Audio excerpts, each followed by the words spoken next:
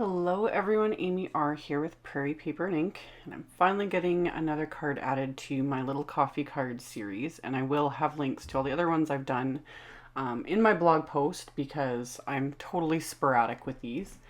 But I wanted to pull out the Fawn Love You a Latte stamp set. I did a couple cards recently with the Donut Worry stamp set, and I still had that sitting here, and I was like, obviously you have to combine both sets because why not?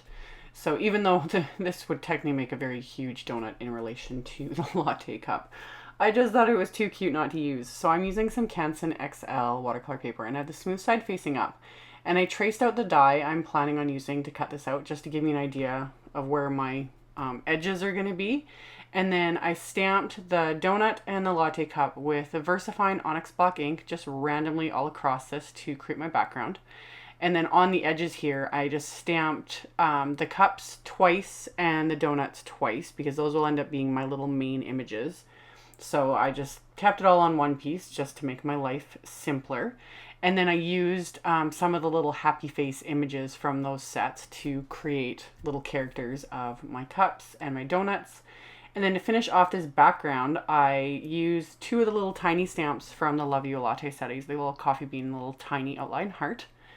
And then I got to watercoloring, and my original plan was to just do a really light kind of bit of color here and there on these images on the background, and then it kind of took on a life of its own, which it tends to do with me. So I'm using my Magello Mission Gold watercolors, and my idea was to create not necessarily black and white, but kind of a sepia toned background. And like I said, I was originally going to do just a little bit, and then I kind of went all out and did this whole background. So it would have been better to have this taped down, but I just went with it. It worked. So I just watered down one of the sepia kind of colors, but then I started mixing kind of the sepia, the black, a little bit of brown. I was just playing with it. And just to give more definition. So I did the whole background. I quickly dried it with my heat tool. And then I went on to add just different shades of this sepia color to the donut and the cups and that, just to give it a bit more definition. But I didn't want it too dark and I didn't want too much color because this is just a background.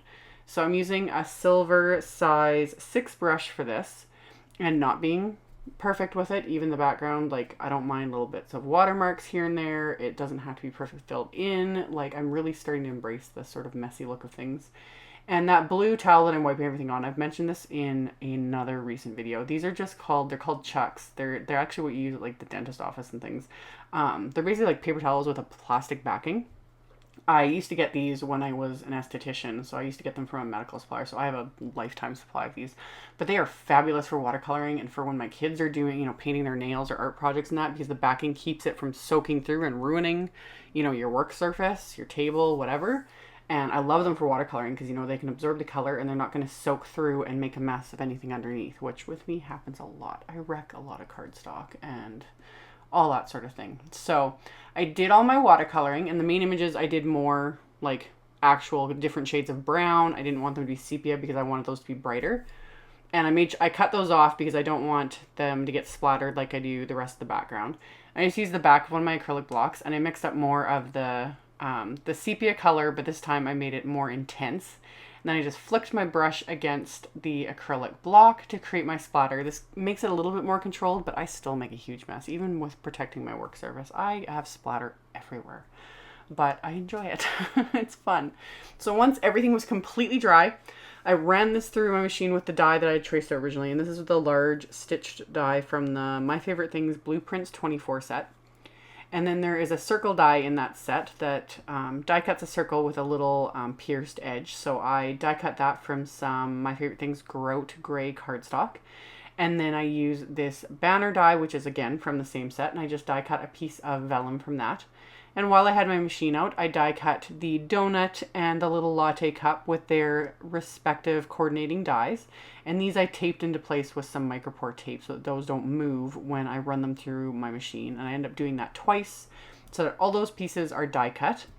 So once I've got that done, I fiddled with kind of what I wanted to do for layout and what sentiment I want to use.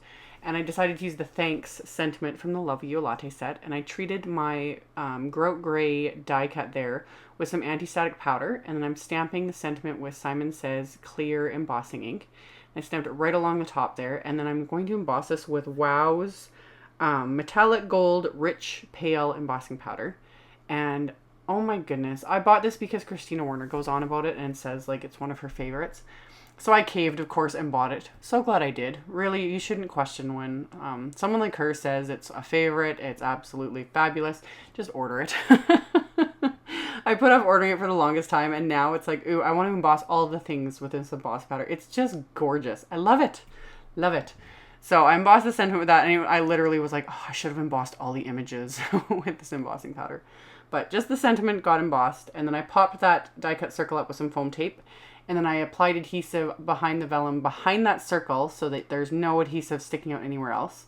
And adhered that to my background there, and then adhered the two little characters right below the sentiment. And then my card base is some heavyweight white cardstock cut to 4 1/4 by 11 inches and scored at 5 1/2. So it's a top folding A2 size card. And then I popped this watercolored panel onto the card base with more foam tape. And then on the inside of the card, I decided to use another sentiment from the set, and I did the same thing. I stamped it with the clear embossing ink and then embossed it with that rich gold, metallic gold, rich pale. The words seem to be, it should be almost like rich pale metallic gold. I don't know. I always just get confused when I say the name of this one. But stamped that, embossed it with that same embossing powder, and then adhered the remaining 2 little watercolored characters to the inside. And I was going to leave it at this, but I was like, oh, I know I have some espresso sequins in my stash that would go perfect with this, which I did. I had some little Pretty Pink Posh 4mm espresso sequins, so I pulled those out. And then I pulled out some metallic gold, which the metallic gold sequins don't technically go with this embossing powder. They're not the same shade of gold, but I was like, I can get away with a couple of these. I was a little more reserved with the sequins than, normal. Usually I put like 30 on a card. But I thought I could add a little bit without it being too much, and that'd be good. So I adhered them all with my multi-medium matte adhesive, and that finished off my card. So like I said, I will have links in my blog post to the other cards I've done in the series, as well as links to all the supplies used, all that fun stuff. Also make sure to check out my blog post because I will have a giveaway going on there. I have an extra Lawn Fawn Love You a Latte stamp set and coordinating dies. I've been saving these for a while for a giveaway, and I thought now is the perfect time to do a giveaway. I just passed 40,000 subscribers on YouTube, which is amazing.